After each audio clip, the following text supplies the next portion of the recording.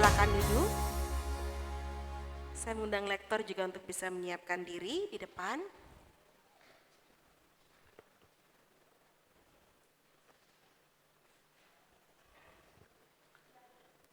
Mari bersama kita menyiapkan diri juga di dalam doa kita, mari kita berdoa. Tuhan Yesus, inilah setiap kami anak-anak yang Engkau sayang. Dari anak-anak sampai dengan orang dewasa, saat ini kami berkumpul untuk merasakan kasih sayang-Mu lewat persekutuan, lewat kebersamaan kami di sore hari ini. Dan saat ini Tuhan, kami sudah menyiapkan diri kami agar setiap bahasa kasih yang akan Engkau sampaikan melalui firman Tuhan yang akan kami baca, juga kami dengarkan, baik melalui pembacaan dalam leksionari oleh para lektor, maupun juga melalui pemazmur yang akan menyanyikan bagian mazmur, dan juga ketika hamba-Mu akan menyampaikan perenungannya. Ini adalah saat di mana kami semakin diteguhkan dan dikuatkan sebagai anak-anak-Mu, bahwa Engkau semakin sayang dan selalu sayang sama kami.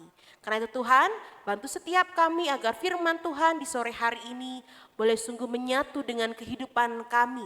Boleh sungguh kami juga lakukan, karena inilah kami yang sudah diberkati oleh Tuhan, yang sudah disayang oleh Tuhan, sehingga kami pun mau belajar untuk semakin sayang kepada Engkau, dengan juga menjadi pelaku-pelaku firman-Mu.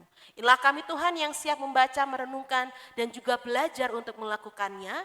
Di dalam nama-Mu kami sungguh berserah. Amin.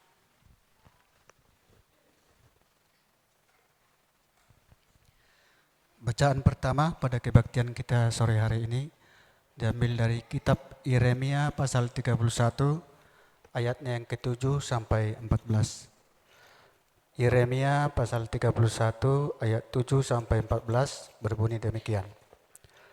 Sebab beginilah firman Tuhan, bersorak-sorailah bagi Yakub dengan sukacita, bersukarialah tentang pemimpin bangsa-bangsa.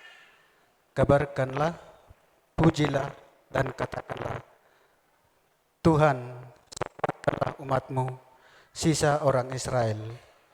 Sesungguhnya aku akan membawa mereka dari tanah utara, dan akan mengumpulkan mereka dari ujung-ujung bumi. Di antara mereka ada orang buta dan orang lumpuh. Ada perempuan yang mengandung bersama perempuan yang melahirkan. Suatu kumpulan besar, mereka akan kembali ke sini. Dengan menangis mereka akan datang, dengan memohon-mohon mereka akan kubawa. Aku akan memimpin mereka ke sungai-sungai, di jalan-jalan yang rata. Di sana mereka tidak akan tersandung, sebab akulah Bapa Israel dan Efraim anak sulungku. Dengarlah firman Tuhan, hai bangsa-bangsa. Beritahukanlah di tanah-tanah pesisir yang jauh. Katakanlah, Dia yang telah menerakkan Israel akan mengumpulkannya kembali dan menjaganya seperti gembala terhadap kawanan dombanya. Sebab Tuhan telah membebaskan Yakub, telah menebusnya dari tangan orang yang lebih kuat daripadanya. Mereka akan bersorak-sorak di atas bukit Sion, muka mereka akan berseri-seri karena kebaikan Tuhan, karena gandum, anggur, dan minyak, karena anak-anak kambing domba dan lembu. Hidup mereka akan seperti taman yang diairi, mereka tidak akan merana lagi. Pada waktu itu, anak dara akan bersukaria menari-nari bersama orang-orang muda dan orang-orang tua. Aku akan mengubah duka cita mereka menjadi sukacita, akan menghibur dan membuat mereka gembira lepas dari kedukaan mereka. Aku akan memuaskan para imam dengan kelimpahan, dan umatku akan kenyang dengan kebaikanku. Demikianlah firman Tuhan. Demikianlah sabda Tuhan. Syukur kepada Allah. Marilah kita menanggapi sabda Tuhan dengan menyanyikan Mazmur 147 ayat 12 sampai 20.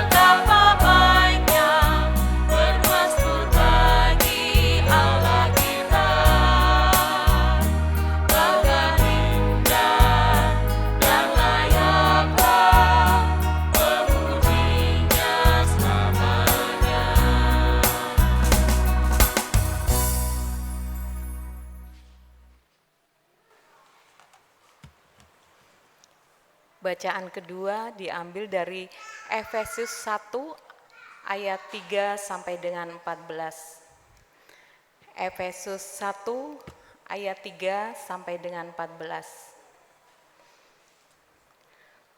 Terpujilah Allah dan Bapa Tuhan kita Yesus Kristus, yang dalam Kristus telah mengaruniakan kepada kita segala berkat rohani di dalam surga.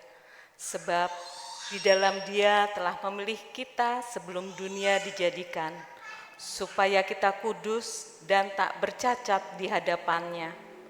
Di dalam kasih Ia telah menentukan kita dari semula melalui Yesus Kristus untuk menjadi anak-anak-Nya sesuai dengan kerelaan kehendak-Nya, supaya terpujilah anugerah-Nya yang mulia yang dikaruniakannya kepada kita di dalam Dia yang dikasihani-Nya. Sebab di dalam Dia kita beroleh penebusan melalui darah-Nya, yaitu pengampunan atas pelanggaran menurut kekayaan anugerah-Nya, yang dilimpahkannya kepada kita dalam segala hikmat dan pengertian. Sebab Ia telah menyatakan rahasia kehendak-Nya kepada kita sesuai dengan rencana kerelaan yang dari semula telah ditetapkannya di dalam Kristus, sebagai persiapan kegenapan waktu untuk mempersatukan di dalam Kristus sebagai kepala segala sesuatu, baik yang di surga maupun yang di bumi. Di dalam Dialah kami diberi warisan, kita dari semula sudah dipilihnya sesuai dengan maksud Allah yang mengerjakan segala sesuatu menurut keputusan kehendak-Nya, supaya kami yang sebelum telah menaruh harapan pada Kristus boleh menjadi puji-pujian bagi kemuliaan-Nya. Di dalam Dia kamu juga, karena kamu telah mendengar firman kebenaran, yaitu Injil keselamatan, di dalam Dia juga ketika kamu percaya dimateraikan dengan Roh Kudus dan dijanjikannya itu.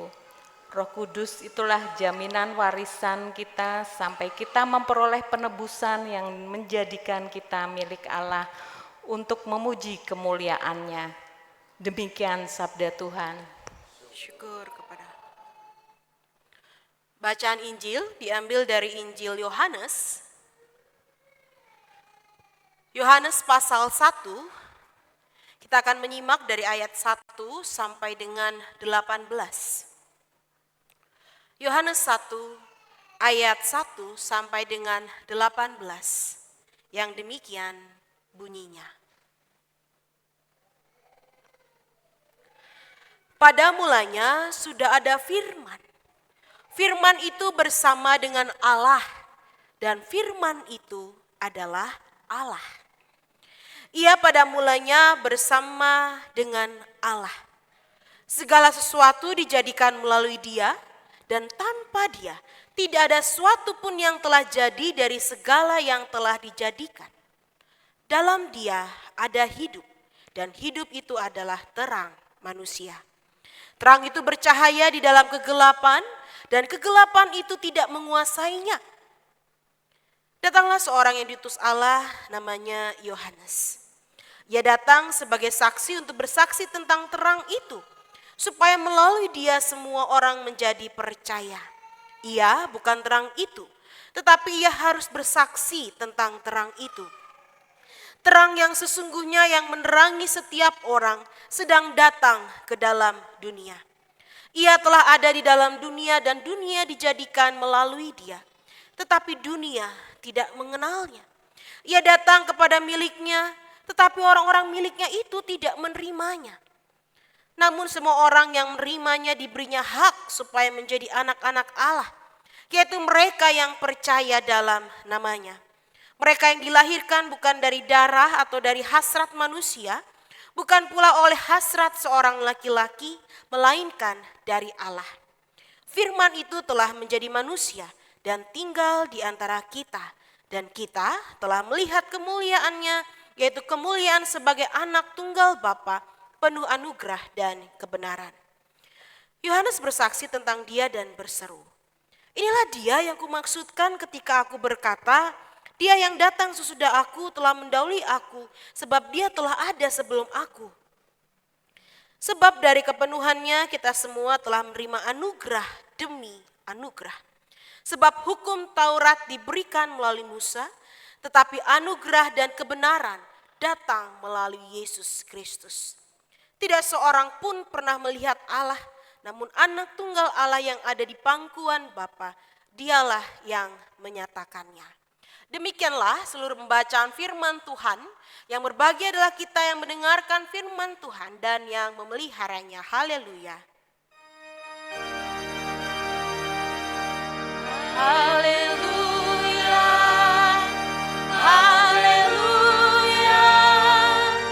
Haleluya.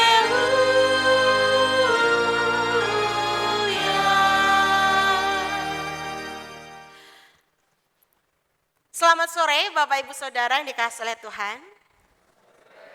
Selamat sore adik-adik yang juga dikasihi oleh Tuhan. Hari ini tanggal berapa ya? Itu berarti besok tanggal 5. Kalau sudah tanggal 5 berarti buat adik-adik dan teman-teman sudah waktunya untuk happy atau happy? Oke, happy ya karena bisa ketemu teman lagi. Kalau mungkin kemarin selama Natal cuman berteman sama kue-kue gitu ya, kue-kue cookies. Sekarang bisa ketemu sama teman dan bermain lagi. Ya, mengawali renungan saat ini boleh ditampilkan slide khotbahnya. Saya mau bertanya mulai dari anak-anak dulu. Dan juga mungkin teman-teman remaja, pemuda. Siapa yang kemarin ketika liburan bermain ke sini? Ini di mana ya? Iya, ini salah satu ikon pariwisata di daerah Purbalingga. Ini adalah Goa Lawa. Siapa yang kemarin liburan ke sini? Semangat sekali ya kayaknya habis liburan. Berapa lama ke sananya? 1 jam, 2 jam? Nah sekarang yang jadi pertanyaannya ini juga buat papa mama dan buat om tante, buat kakak-kakak. Pernahkah kita membayangkan kita tinggal di dalam goa? Kalau goanya Goa Lawa sudah terlalu bagus ya, karena sudah dihiasi lampu-lampu dengan berwarna-warni. Tapi bayangkan kalau kita hidup di dalam goa yang belum ada penerangan secantik Goa Lawa. Ada yang bisa membayangkan bagaimana nantinya kita hidup di dalam goa itu? Ya, mungkin kita langsung, mungkin itu yang dirasakan atau yang dialami oleh manusia purba. Mereka yang awal-awal, manusia mula-mula seperti itu ya. Yang hidup beberapa ribu atau beberapa ratus tahun yang lalu. Tapi percayakah Bapak Ibu Saudara dan juga adik-adik, ternyata di usia yang di dunia yang cukup modern, ada seorang yang cukup berani ya. Cukup berani untuk memilih tinggal di dalam goa ya. Dia adalah seorang geolog asal Perancis bernama yang biasa bahasa Perancis ini bacanya bagaimana ya? Kita anggap aja Michael Sivry ya. Nanti kalau masih salah mungkin saya bisa diajak ke Perancis ya. Perempatan Ciamis maksudnya ya. Iya. Dia bernama Michael Sivry. Dia saat itu awalnya dia memilih untuk hidup di dalam goa karena sebagai seorang geolog sedang mencoba mengamati situasi di dalam goa yang saat itu juga ada gletser atau es yang mengkristal di dalam goa dan bagaimana hidup di dalam goa. Tapi ternyata setelah dia mencoba untuk awalnya cuma ingin 15 hari, setelah mencoba 15 hari, lah kok saya jadi penasaran ya. Bagaimana mereka yang saat itu memilih untuk hidup di dalam goa. Akhirnya Sivry memilih untuk tinggal di dalam goa. Goa ini berada di dalam pegunungan Alpen. Jadi goa itu kan termasuk perut bumi ya. Dia masuk dalam goa itu dan memilih tinggal di sana selama 63 hari. Di dalam kegelapan, dia meletakkan jamnya, dia berusaha untuk melepaskan, mencoba untuk tidak mengenal waktu di dalam goa saat itu. Dan alhasil ketika dia mencoba untuk tinggal selama berhari-hari, lebih dari pilihan atau rencana awalnya yang hanya 15 hari, ketika dia keluar dari goa, dia nanya, ini tanggal berapa?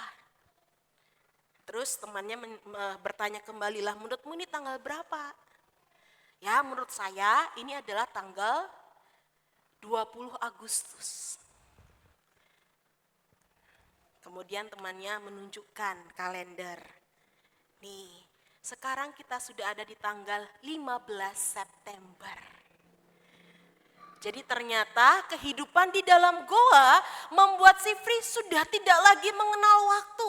Karena nggak ada cahaya, dia tidak bisa membedakan mana siang, mana malam. Dan itu juga membuat dia secara nggak langsung akhirnya dia juga menemukan satu konsep kronobologi. Jadi ternyata tubuh kita itu punya mekanisme tersendiri terhadap perubahan waktu. Makanya kalau misalnya kita sudah lihat, oh ini sudah mulai agak gelap, biasanya perutnya sudah agak keroncongan. Karena kita melihat cahaya dan itu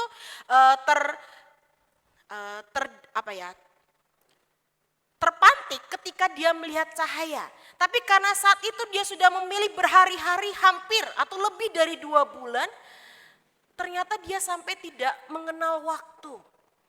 Yang awalnya dikira hanya 15 hari atau beberapa hari, hanya 1 bulan, tapi ternyata setelah dijalani lah kok sudah sampai 63 hari. Ya.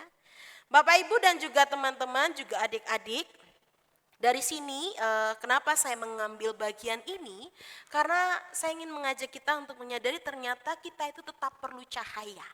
Ya. Kita tetap perlu terang.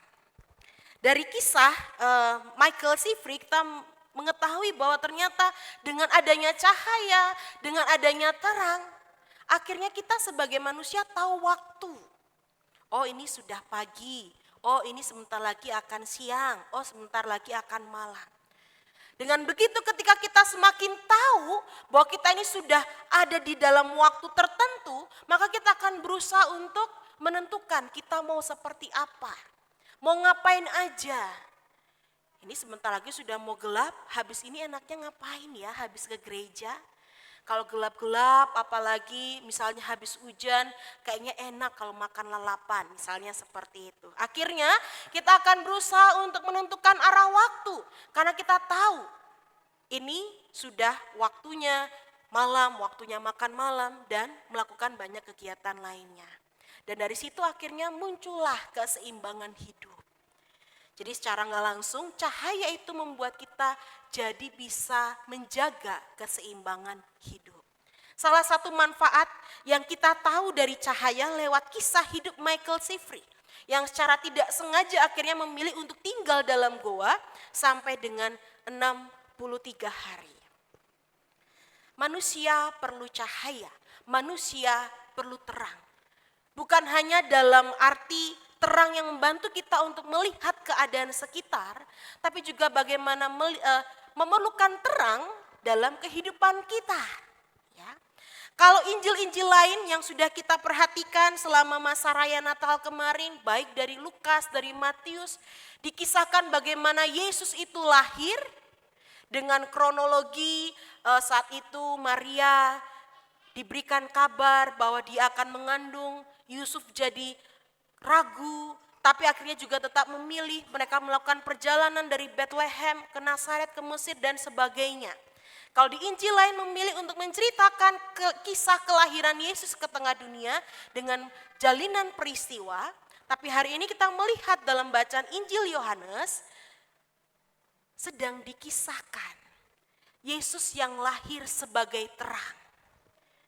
Bahwa terang yang sesungguhnya yang menerangi setiap orang sudah datang. Yohanes mau bilang kepada setiap pembacanya termasuk kita dari anak-anak sampai orang dewasa bahwa Yesus itu adalah sang firman sekaligus terang yang sejati. Ya, kalau kita melihat dalam Kejadian bagaimana Allah menciptakan dunia ini. lewat logos, lewat perkataan. Dia menciptakan, makanya tadi Yohanes mengatakan, segala sesuatu dijadikan melalui Dia. Ya.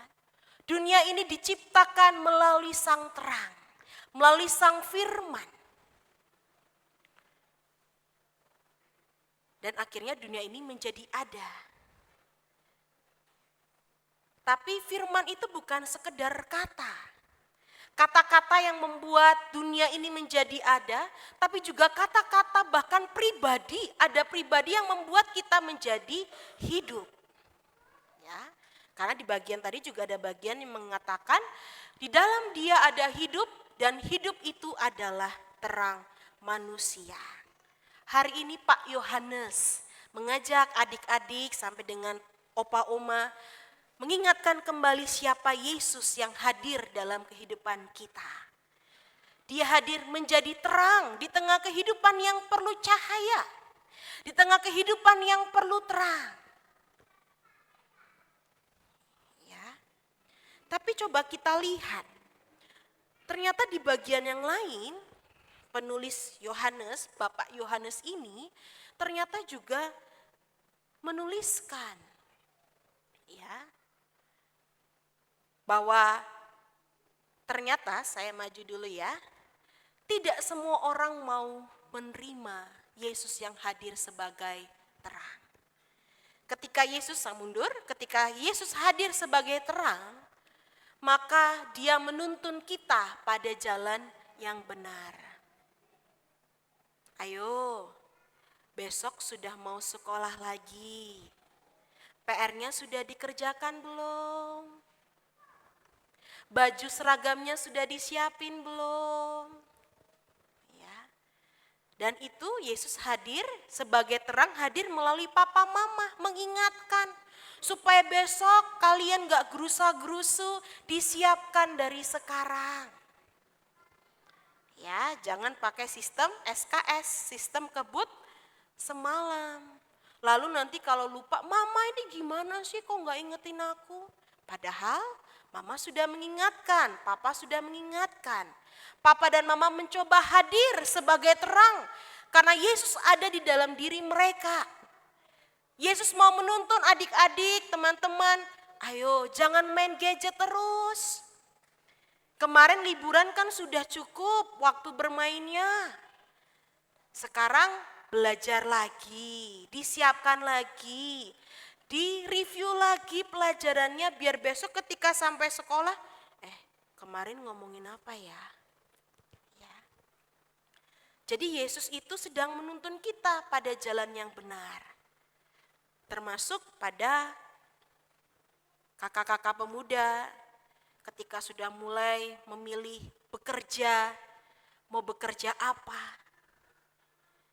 Yesus mencoba untuk hadir menerangi, saya kan sudah diperlengkapi dengan kuliah seperti ini. Tapi peluang di sekitar saya terjadi seperti ini. Dan kemudian Yesus hadir juga melalui orang-orang di sekitar kita yang menolong kita untuk kalian mau seperti apa. Kadang ada yang sudah, ada yang mendukung, hadir dengan mendukung, tapi juga ada yang hadir dengan janganlah kalian ambil seperti itu. Tapi itu adalah bentuk cara Tuhan yang sedang menuntun kita. Termasuk ketika orang tua mencoba untuk menghadirkan diri sebagai orang tua yang bertanggung jawab. Sebagai orang dewasa yang bertanggung jawab. Ketika ada masalah, Tuhan menuntun ambil langkah ini. Dengan Dia menolong kita untuk mempertimbangkan segala sesuatunya. Dia sedang hadir menjadi terang. Ketika Yesus sebagai terang, Dia menuntun kita agar kita enggak salah langkah, agar kita enggak menyesal di akhir. Kan kemarin sudah dibilangin, kan kemarin sudah diingatkan. Ya. Jangan sampai kita kemudian menyesal. Padahal sang terang itu sedang menuntun kita melalui kehadiran peristiwa-peristiwa di sekitar kita. Juga sebagai terang, Dia melindungi dan menyelamatkan dari yang jahat. Kita yang berdosa diselamatkan, diampuni dosanya. Dikasih kesempatan lagi kemarin, sedang gagal menjadi orang tua, hari ini Tuhan masih kasih kesempatan jadi orang tua. Kemarin sedang gagal menjadi sahabat, hari ini Tuhan kasih lagi anugerah menjadi seorang sahabat yang baik. Kalau hari ini, kemarin saya gagal menjadi ibu, saya gagal menjadi teman pelayanan atau bahkan saya gagal menjadi pendeta, tapi hari ini Tuhan masih kasih saya kesempatan untuk belajar lagi dan belajar lagi. Sebagai sang terang, Dia menguatkan setiap kita, termasuk saat kita hidup terasa gelap. Tadi dalam bacaan di awal, dalam kitab Yeremia, disaksikan bahwa Ia akan mengubah duka cita menjadi sukacita. Ketika kita ada dalam situasi berduka, ketika kita ada dalam situasi yang berat, sang terang itu sedang menuntun kita, sedang menemani kita, sedang mau berjalan bersama dengan kita. Dia adalah terang yang sejati. Tapi memang ini yang jadi kisah yang juga diingatkan oleh Pak Yohanes dalam kitab Yohanes. Ternyata kalaupun terang sudah ada di dalam dunia, enggak semua mau menerimanya, enggak semua mau menyambutnya. Ketika menolak kehadiran Yesus sebagai terang, itu bukan hanya dalam arti ketika dia menghina agama. Bukan dalam arti ketika dia tidak percaya Tuhan Yesus sebagai Tuhan dan Juru Selamat, sebagai seorang pengikut Kristus. Kita pun yang sudah menerima Yesus sebagai Tuhan dan Juru Selamat, yang hari ini datang beribadah, bisa menolak kehadiran sang terang itu. Karena kadang penolakan itu berbentuk kita sibuk, tapi kita lupa memberi diri untuk berdoa. Kita sibuk tapi kita lupa memberi diri untuk mendengar. Tuhan Yesus, hari ini Tuhan mau saya melakukan apa ya? Kita sibuk sampai kita hanya nge-scroll HP sampai lupa membuka Alkitab kita. Terang itu sedang menuntun kita melalui firman Tuhan. Tapi kita memilih untuk mengabaikannya.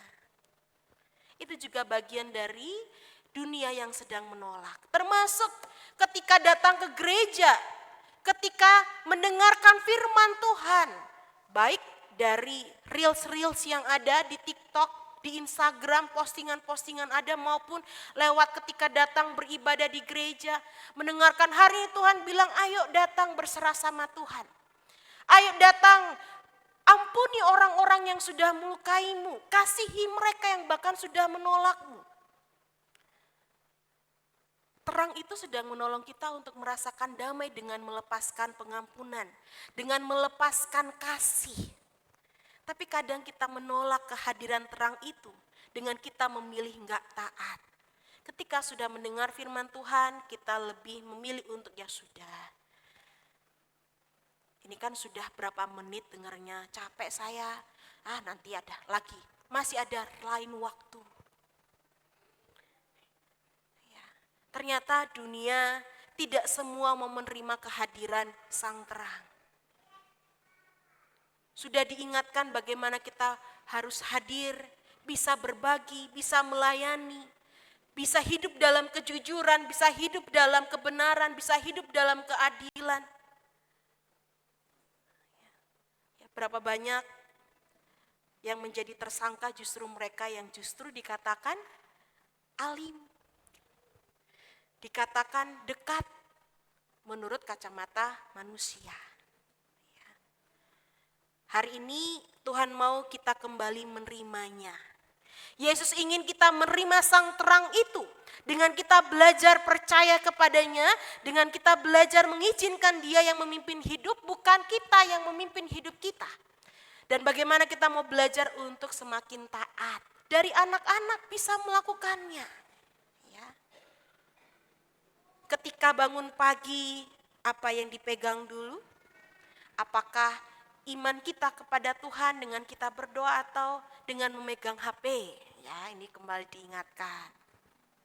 Siapakah yang kita izinkan terlebih dahulu memimpin hidup kita?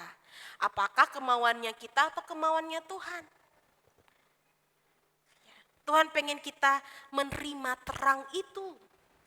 Supaya dengan terang kita bisa melihat arah, dengan terang kita bisa mengenal bahkan menjaga hidup yang sudah Tuhan percayakan buat setiap kita. Hari ini kita sudah memasuki hari keempat. Dan bukan kebetulan kalau di awal tahun kita dikasih tema khotbah, tema firman Tuhan adalah Sang Firman Penerang Kehidupan. Karena Tuhan Yesus mau setiap kita yang dikasih kesempatan menjadi anak-anaknya, belajar dan mau menerima sang terang itu. Kita nggak tahu nanti 2026 ini apakah masih dar-der-dor. Kita nggak tahu 2026 itu apakah nilai di sekolah, apakah mimpi saya akan terwujud, apakah keluarga saya akan baik-baik saja atau semakin juga mendapatkan banyak keberhasilan. Tapi Tuhan mau kita mengawalinya dengan menyadari Dia adalah terang. Yang menuntun, yang mengarahkan, yang menyelamatkan, yang menjaga. Dia mau supaya langkah yang akan kita lanjutkan di hari ini dan di sepanjang tahun 2026, supaya semakin seturut dengan maunya Tuhan. Dan hari ini kita juga akan merayakan perjamuan kudus. Dalam bagian formulir persiapan perjamuan kudus, ada bagian kita diingatkan. Ketika minum anggur, ketika makan roti, kita diajak untuk menerima darah dan tubuh Kristus yang sudah dicurahkan bagi keselamatan dunia. Menerima tubuh dan darah Kristus itu artinya kita mau menjadi satu dengan Kristus. Kita mau semakin melekat dengan Kristus. Terlebih lagi juga dalam bacaan kita hari ini, dia mengingatkan firman itu telah menjadi manusia dan diam. Dalam diri saya dan Bapak Ibu Saudara, adik-adik saat ini, di dalam diri kita ini ada Yesus. Ada sang terang itu. Karena itu mari kita belajar menjadi anak-anak terang. Yang memancarkan terang. Sehingga ketika kita hidup di dalam sang terang, maka kita pun menjadi hidup. Hiduplah dalam Dia, karena di dalam Dia ada hidup. Ada semangat, ada kemampuan untuk berkreasi, ada kemampuan untuk mencapai atau memperjuangkan cita-cita dan harapan kita. Mari kembali menyatu dengan Kristus. Mari kembali berjalan dengan sang terang. Tuhan yang menolong, Tuhan yang memampukan. Amin. Saat teduh untuk setiap kita.